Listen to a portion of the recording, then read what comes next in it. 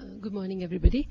I'm trying to present this study where I try to look at the relationship between recruitment channels and the probability of female domestic workers experiencing vulnerability at destination. So let me start off with a little motivation with background about migration from Sri Lanka. Most of these figures were already discussed in the morning, but as you already know about, in 2013, about 293,000 migrants departed. So as we said, these might be repeat migrants, but these are just departed captured by the official statistics. Out of them, 40% were females and 33% were female domestic workers. Early in the morning, it was said that it's interesting that the share of females or the female domestic workers is going down. But one thing I think we missed is that though the share is declining, when you look at this figure, you can see that the absolute number is somewhat stable over the years. And it's the male migrants that has increased and brought the share down. So it's not that the female absolute number has gone down. So with that in mind, when we look at the female domestic workers also, we see that the absolute number has been somewhat stable, though the share has gone down over the years. So as most of you know, along with the departure of females and female domestic workers are the issue of their grievances at destination. So when you look at this figure, you will see that out of the total complaints made by migrant workers, females account for a big chunk of it. And when you take a closer look at female grievances, we see that most complaints are about non-payment of agreed wages, followed by sickness and various types of harassment. In literature, it is stated that women are experiencing triple exploitation because they are females, workers, and foreigners. And also it is stated that relative to another female worker, female domestic workers are disproportionately vulnerable at destination. And I think that is mainly because these workers' working environment and their living quarters overlap. So basically they are at the mercy of their employer, perhaps 24 hours a day and 7 days a week. So they don't have any outside contact. Most of them would not have any outside contact. So that's why they are at this disproportionate rate of vulnerability. And also literature shows that one of the reasons for this such vulnerability is that there is no party who is taking the interest of these female domestic workers as a priority. So in my opinion, I think the best party to work towards the welfare of the female domestic workers is the person or the entity that mediated between the domestic worker and the employer at destination. In most cases, it's an agent. And if you see the official statistics, we see that majority of placements from Sri Lanka are through an licensed foreign agent, but these are official statistics.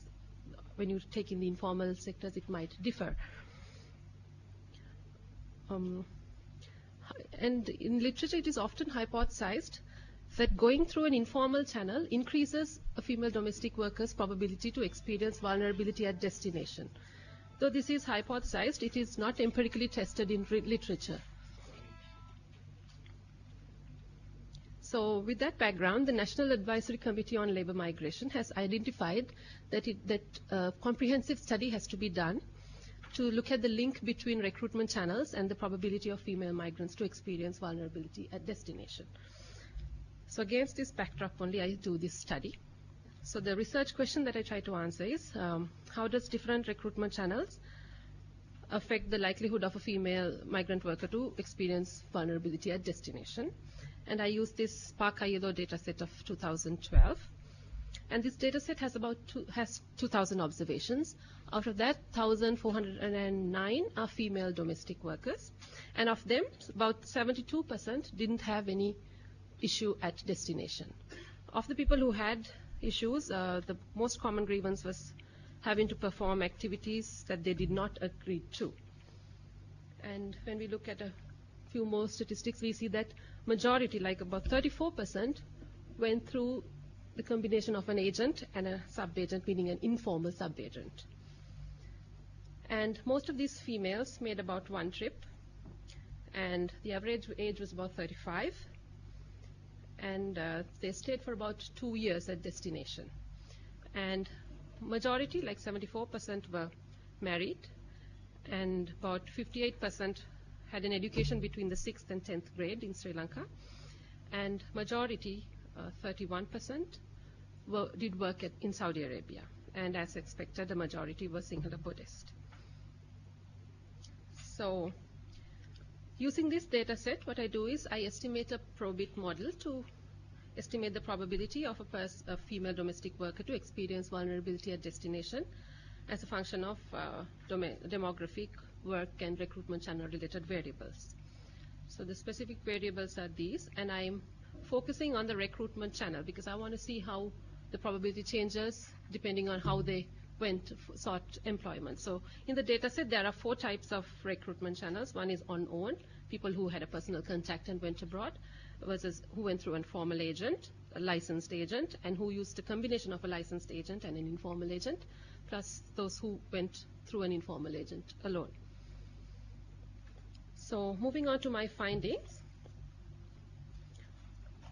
When I take group all the vulnerabilities and look at whether or not they faced any difficulty at destination, I find that those who go through an agent have a 7 percentage point higher probability to experience vulnerability. I know this is a little counterintuitive, but just let me explain.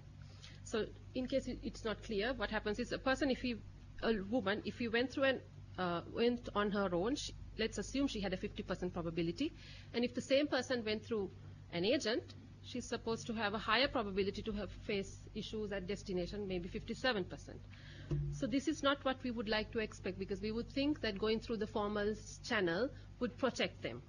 But what is driving here is that I'm just taking the grouped vulnerability and not going into details what sort of issues they faced at destination. So this lumps all sorts of serious issues as minor issues together.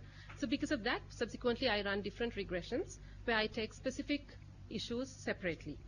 So when I take the issue of having been forced to perform activities that they did not agree, I see that going through the combination of an agent and a sub-agent increases the probability by 4 percentage points. So earlier, if somebody has a 50%, now she might have a 54% probability to experience having been forced to perform activities not agreed. At the first impression, this might be counterintuitive, but if you look closely, there is this combination of an agent and a sub-agent. So the involvement of a sub-agent brings an element of informalness to this otherwise formal recruitment process. So normally in Sri Lanka, what the sub-agent does is the sub-agent works at the grassroots level, and he is the one who is met by the potential migrant at first. And in most cases, this informal sub-agent is not formally linked to the agent and definitely not to the employer at destination. So this informal sub-agent, in most cases, is unaware of the job order, the working conditions, the required work, and he might say to this potential female migrant, oh, there's this nice job in Saudi Arabia, you just have to work for this family, only cooking, there are so many other people to do the cleaning and the looking after the children, but only after this poor woman goes, she might find out that she has to do the cooking, cleaning, and taking care of children. This is all because there was the involvement of an informal sub-agent who didn't have proper information. So this, in that sense, this finding is not very radical. So we could expect that the involvement of an informal sub-agent to an agent will increase a woman's probability to experience having been forced to perform activities that she did not agree. And next I run another regression where I look at the probability of being forced to work long hours without being paid overtime. And here, very encouragingly, I see that those who go through an agent have a 3 percentage point lower probability to experience, to have been forced to work long hours without overtime. So this is what we would like to see. Going through the formal channel will protect our female domestic workers. So if this woman had gone on her own, she might have a 50% probability, but just because she went through an agent, now she will have only a 47% probability of having been forced to work long hours without overtime. And finally, I do another regression, and I look at the issue of being forced to work for a different employer. Here, again, I find that going through an agent increases the probability of facing this issue. Again, this is somewhat counterintuitive. The example is there, I don't have to go over it again. But when we look closer at this, when a person goes on her own, she might be having a direct contact with the employer at destination. Maybe her sister is already working for a relative of that employer. So there is this personal link between the potential female migrant and the employer at destination. But whereas if the same woman went through an agent, the agent has a vast pool of potential employers at the destination, because he can supply to employer A, B, or C. So there's a high possibility that going through an agent, the agent might not send the woman to the same place that he intended to, but there might be a higher wage or some other issue, and just swap to another employer. So perhaps this is what is driving this. And looking at the severity also, I'm not a migrant worker, so what I feel is that it's not such a serious issue if you're paid the same wage and the same working conditions. Working for employer A or employer B doesn't make that much of a difference in my opinion, but it might be different for a female domestic worker who went with the intention of working to employer A. Apart from these main findings, I also have some other findings. I see that those who are more mature in age will face less issues at destination. This is quite expected. No, mature people will know how to handle situations. And also I find that those who have gone more number of times face more issues. This is a little not what I expected, but perhaps what is going on is that the more number of trips that these females go, they are more aware of the rights or their working conditions, and they might know what is accepted as a domestic worker and what is not. So they might know to distinguish the right and wrong that the employer is doing to them.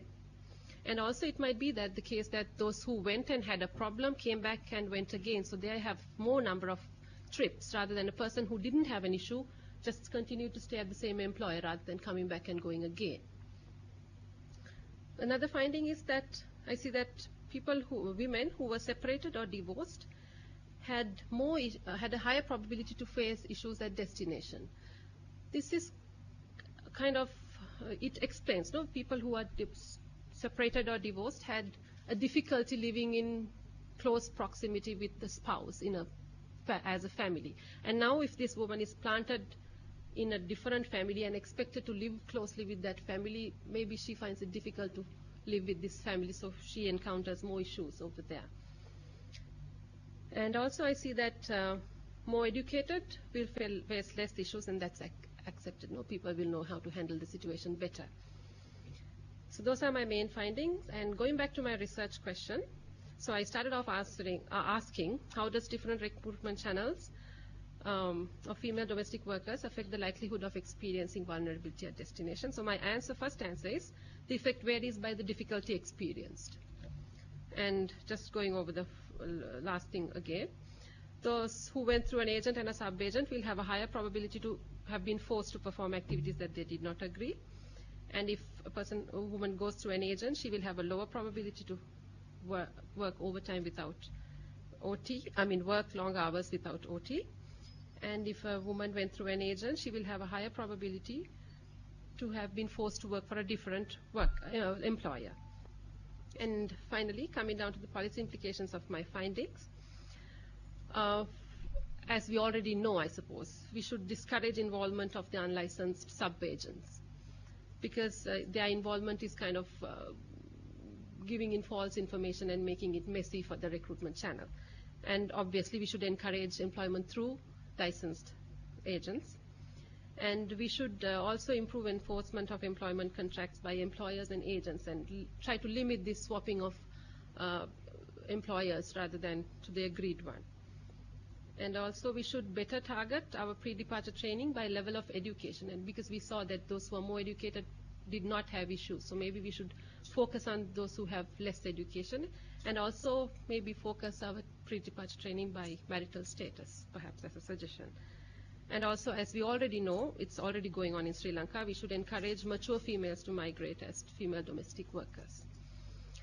And finally, I would like to say that this study is based, the findings are just a correlation, not a causal relationship, so please do not interpret it as a causal relationship. And also the study is based on a purposive sample, so the findings cannot be generalized to the entire population of Sri Lankan female migrants. So perhaps in future we can do a proper representative survey and do a proper study. But this will be like the first empirical evidence, though it is not representative, about how the recruitment channel affects probability of facing difficulty at destination. Thank you very much.